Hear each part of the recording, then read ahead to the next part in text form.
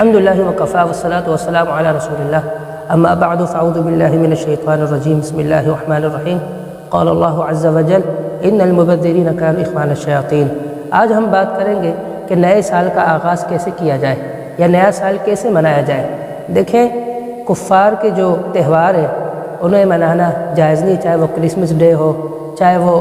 نئے سال کا آغاز ہو یا کوئی بھی تہوار ہو۔ رسول اللہ صلی اللہ علیہ وسلم نے فرمایا من تشبہ بقوم فهو منہم، جو شخص کسی قوم کی مشابہت اختیار کرے گا تو وہ انہی میں سے ہے۔ اب جو بھی کسی قوم کی مشابہت اختیار کرتا ہے، چاہے عیسائیوں کی، چاہے یہودیوں کی، چاہے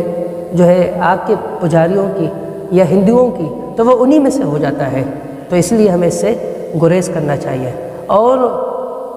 اس کے بہت سارے نقصانات ہیں شرعی طور پر۔ آپ دیکھیں مرد و زن کا اختلاط عروج پر ہوتا ہے، زنا عروج پر ہوتا ہے، اور بہت سارے گناہان اس موقع پر کیے جا رہے ہوتے ہیں۔ رسول اللہ صلی اللہ علیہ وسلم جب مدینہ منورہ تشریف لے کر آئے اور صحابہ کرام کو دیکھا کہ وہ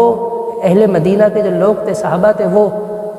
خوشی منا رہے تھے اور سعید سمجھ رہے تھے، تو آپ علیہ الصلوۃ والسلام نے فرمایا اللہ رب العالمین نے تمہیں سال میں 2 عیدیں دی ہیں، ایک عید الفطر ہے اور ایک عید الاضحیٰ ہے۔ اور ہاں اگر پھر بھی ہمیں نئے سال کا آغاز ایک اچھے انداز سے کرنا چاہیے تو اس کے لیے اسلام ہماری یہ رہنمائی کرتا ہے کہ ہم محاسبہ نفس کے ساتھ ہم نئے سال کا آغاز کریں، ایک نئی سوچ کے ساتھ اسلامی طرز پر ہم اپنے نئے سال کا آغاز کریں کہ جو ہم نے نیکیاں کی تھی اس کی قبولیت کے لیے دعا مانگیں،